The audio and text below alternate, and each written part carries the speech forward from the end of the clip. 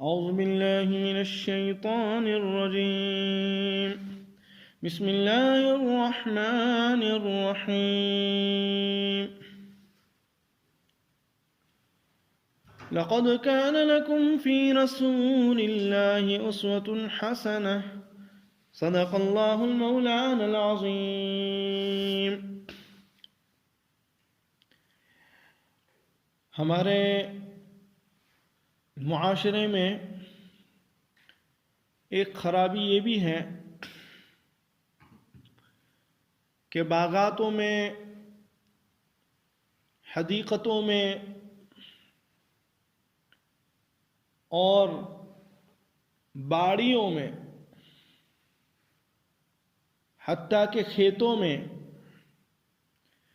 جو پھل fruit, vegetable and fruits جو گرو اپ ہوتے ہیں، اس کو پھل فروٹ اور ویجیٹیبلز ہونے سے پہلے ہی اس کی بیع ہو جاتی ہے. جیسے فار ایگزامپل، مثال کے طور پر ایک باغ ہے، ایک گارڈن ہے، اور اس باغ اور اس گارڈن میں بہت زیادہ so many trees، mango trees. اب ہوتا کیا ہے کہ بھئی ابھی تو مینگو کے پھول بھی نہیں آئے، اور کوئی بندہ جاتا ہے اور کہتا ہے کہ آپ کے باغ میں کتنے جو ہیں ٹریز ہے، how many trees in your garden? تو وہ جواب دیتا ہے کہ بھئی 100 ٹریز ہے، مینگو کے 100 ٹریز ہے، 100 درخت ہیں، اور ابھی اس پر پھل بھی نہیں آئے اور پھول بھی نہیں آئے، اور وہ کہتا ہے کہ میں آپ کو اس پورے باغ کو خریدنا چاہتا ہوں. یعنی اس سال آم کی جو فصل آئے گی، اس سال جتنے بھی آم آئیں گے اس گارڈن میں، اس باغ میں، آپ کے اس باڑی میں یا اس کھیت میں، تو میں آپ کو اتنے 1000 روپے دے دوں گا. اب پھر چاہے جتنا بھی پھل آ جائے، چاہے کم آئے زیادہ آئے، بس آپ کو اتنے پیسے مل جائیں گے. شریعت مطہرہ نے اس بیع کو ناجائز قرار دیا ہے، اور اللہ ہماری حفاظت فرمائے. آج کل عام متن جو ہے یہی ہوتا ہے. سیدنا جابر رضی اللہ تعالی عنہ فرماتے ہیں کہ رسول اکرم صلی اللہ علیہ وسلم نے چند سالوں کا پھل وغیرہ فروخت کرنے سے منع فرمایا. ابو داؤد شریف کی یہ روایت موجود ہے، مسلم شریف میں بھی ہے، نسائی شریف میں بھی ہے، کہ پھل کے خریدار باغوں کو کئی سال کے لیے خرید لیتے ہیں، 3 سال، 4 سال یا 2 سال یا 1 سال، لیکن پھل کے آنے سے پہلے، ابھی پھل نہیں آئے بلکہ اس درخت پر صرف پھول لگے ہیں، اور پھول بھی بعض دفعہ نہیں لگے ہوتے ہیں، بس آدمی جو ہے خرید لیتا ہے. فرمایا اب یہ بھی پتہ نہیں ہے، نہ مالک کو پتہ ہے نہ خریدنے والے کو، کہ اس سال فصل جو ہے اور آم آئیں گے یا نہیں آئیں گے. اسی طرح جو ہے کسی اور چیز کی، مثال کے طور پر گیہوں لے لو، گندم لے لو، اسی طرح جو ہے بارلے لے لو، ہاں اسی طرح کسی بھی چیز کو لے لو، تو کسی بھی چیز کے وجود میں آنے سے پہلے اس کی بیع کا جو ہے کرنا شریعت مطہرہ کے یہاں جو ہے ناجائز ہے، اور ایسی بیع شرعاً جو ہے جائز نہیں ہے، بلکہ یہ کمائی حلال کی نہیں، دونوں گنہگار ہوں گے، دونوں گنہگار. ہاں اس میں دوسری شکل یہ ہے کہ پھل تو آ گئے ہیں، لیکن وہ پختہ اور مضبوط ہونے سے پہلے جو ہے اگر کوئی اس کو بیچنا چاہے تو فرمایا کہ ہاں اگر وہ پھل قابل استعمال ہو گیا ہو، یعنی کچا آم ہے تو کچے آم کو آپ جو ہے اچار بنا سکتے ہیں، تو اس طرح کہ اگر جو ہے پھل آ گئے ہوں، صرف جو ہے اب اس کا پکنا باقی ہے، تو اس میں کوئی حرج نہیں ہے، وہ ہو سکتی ہے. لیکن ابھی پھل بھی نہیں آیا، صرف پھول آئے ہیں، ہاں، اور پھول کے آنے سے بہت سی دفعہ پہلے جو ہے بیع ہو جاتی ہے اور بہت سی دفعہ پھول آنے کے بعد کرتے ہیں، یہ ساری بیع ناجائز ہے، یہ ساری بیع ناجائز ہے. آج مسلمانوں کی اکثریت جو ہے اس گناہ کے اندر مبتلا ہے. ہاں، اس لیے بہت سی دفعہ جو ہے خدشہ ہوتا ہے کہ بھئی یہ جو بیع و شراء ہو رہی ہے بازاروں میں، یہ صحیح بھی ہو رہی ہے یا غلط ہو رہی ہے.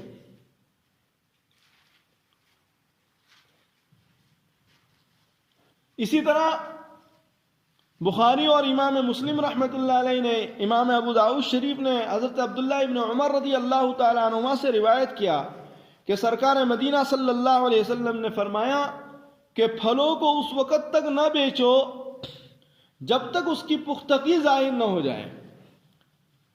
اور یہ ممانعت خریدنے اور بیچنے دونوں کے لیے ہیں. یعنی درخت کے اوپر ابھی پھل نہیں آیا اور آدمی جو ہے پورے باغ کو خرید لیتا ہے، فرمایا خریدنے والے کے لیے بھی ناجائز اور بیچنے والے کے لیے بھی ناجائز.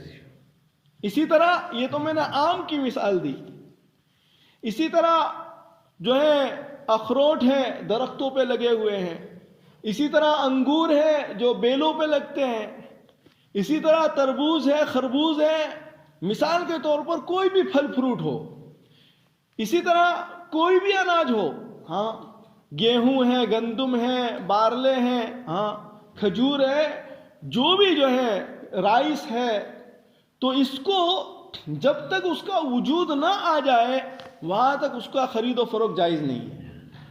لیکن عامتاً ہمارے معاشرے میں جو ہے خاص طور پر آم ہے، اسی طرح اور پھل فروٹ ہے، ہاں، اورنجز ہے، اسی طرح سنترے ہیں، اسی طرح اور میلن ہے، اس کی بیع و شراء پہلے سے ہو جاتی ہے، یہ ناجائز ہے. لیکن لوگ جو ہیں اس طرح کرتے ہیں. فرمایا یہ شرعاً بالکل اس کی اجازت نہیں ہے. حدیثوں میں اللہ کے رسول صلی اللہ علیہ وسلم نے اس کو منع فرمایا.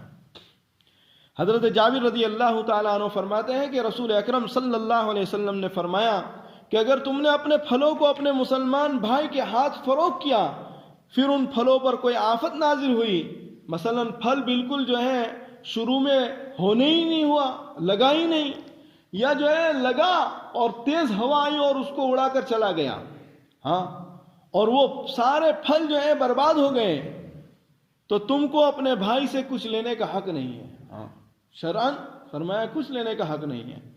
لیکن آج اللہ معاف فرمائے لوگ اسی کو کہتے ہیں سکتا، اسی کو کہتے ہیں ناجائز. ہاں، یہ چیزیں ناجائز ہیں. ہاں، فرمایا اس طرح جو ہے فرمایا نہیں کر سکتے. اسی طرح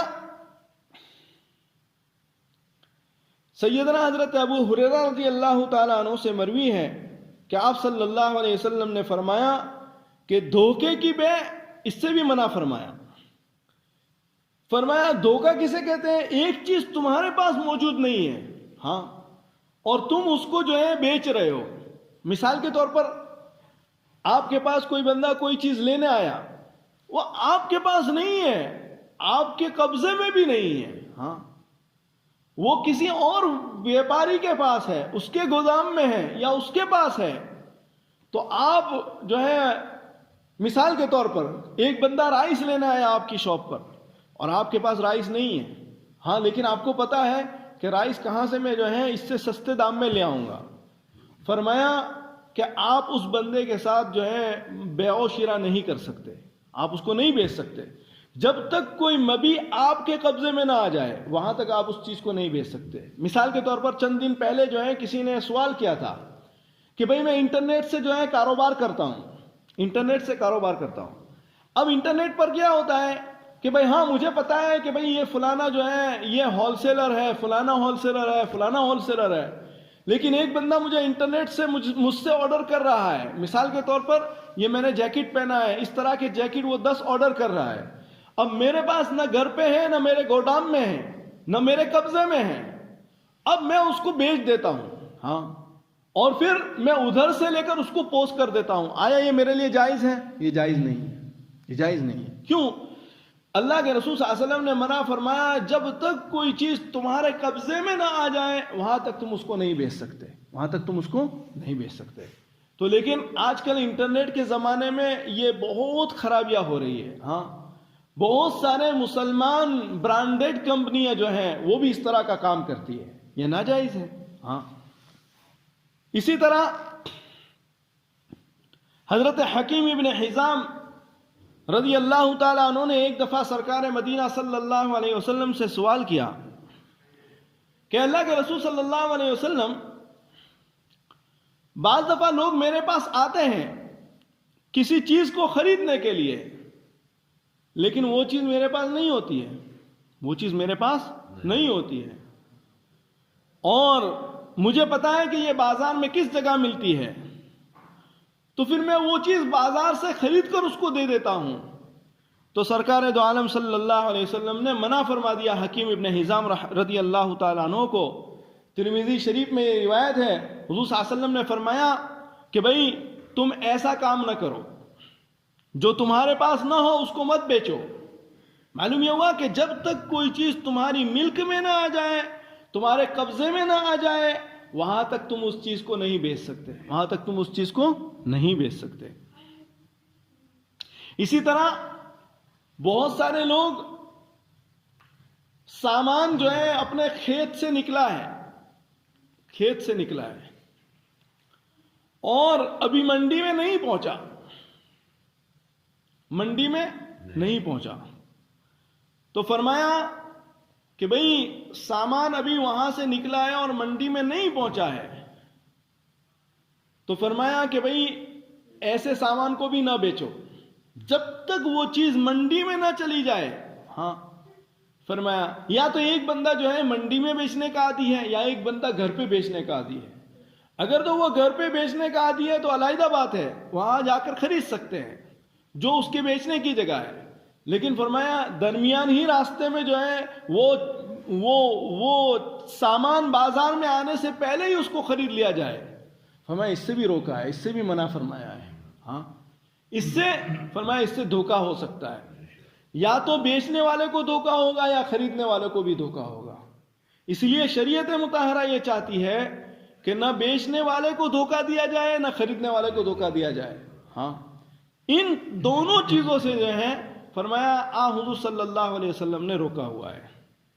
اسی طرح آج کل ہمارے ہاں یہ بھی ہوتا ہے کہ ایک بندہ بیانہ دے دیتا ہے، ڈپوزٹ دے دیتا ہے، ڈپوزٹ۔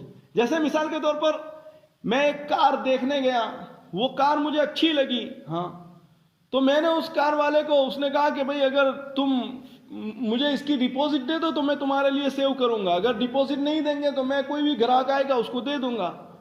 اب وہ بندے کو میں نے ڈپوزٹ کے طور پر 100 پاؤنڈ یا 200 پاؤنڈ جو بھی آپس میں طے ہو جائے وہ دے دیا۔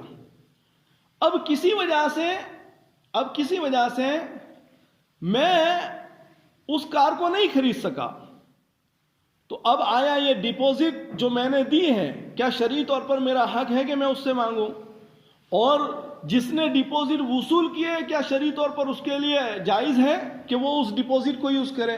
فرمایا نہیں، اسے ہماری اپنے ملکوں میں بیانہ کہتے ہیں۔ فرمایا بیانہ کو واپس کرنا یہ جو ہے لازم اور ضروری ہے، بیانہ کھانے والا یہ بھی حرام کمائی کھاتا ہے۔ حضور صلی اللہ علیہ وسلم نے اس سے بھی روکا ہے، ہاں، اس سے بھی روکا ہے کہ بھئی ایک شخص نے بیانے کے طور پر تمہارے پاس کوئی چیز جو ہے بیانے کے طور پر تمہیں پیسے دیے ہیں، لیکن بعد میں اس کا ارادہ بدل گیا، ہاں، تو فرمایا تمہارا ذمہ لازم ہے کہ تم بیانے کو واپس کر دو، ہاں، بیانے کو واپس کر دو۔ ابو داؤد شریف میں حضرت عمرو ابن شعیب رضی اللہ تعالیٰ عنہ کی روایت ہے کہ حضور صلی اللہ علیہ وسلم نے بیانہ لے کر نہ خریدنے کی صورت میں واپس نہ کرنے سے منع فرمایا۔ یعنی ایسا جائز نہیں ہے کہ ایک بندے نے ڈپوزٹ کے طور پر آپ کو پیسے دیے ہیں یا بیانہ کے طور پر دیے ہیں اور اس کا ارادہ بدل گیا تو تم اس کو جو ہے بیانہ واپس نہ کرو اور ڈپوزٹ کھا جاؤ، یہ جائز نہیں ہے۔ ہاں، عام متن مکانوں میں ایسا ہوتا ہے، عام متن جو ہے پراپرٹیز میں ایسا ہوتا ہے، فرمایا یہ ناجائز ہے، ناجائز ہے، حرام کے پیسے ہیں۔ ہاں، لیکن اللہ تعالیٰ جو ہے ہمیں خاص طور پر ہم مسلمانوں کو اس کی سمجھ عطا فرمائے کہ ہم ان گناہوں سے بچیں. اللہ تعالیٰ جو ہے ہم سب کو کہنے سننے سے زیادہ عمل کی توفیق عطا فرمائے. اللہم صلی علی محمد وعلی آل محمد کما صلیت علی ابراہیم وعلی آل ابراہیم انک حمید مجید. سبحان ربک رب العزة عما یصفون. سلام علی المرسلین.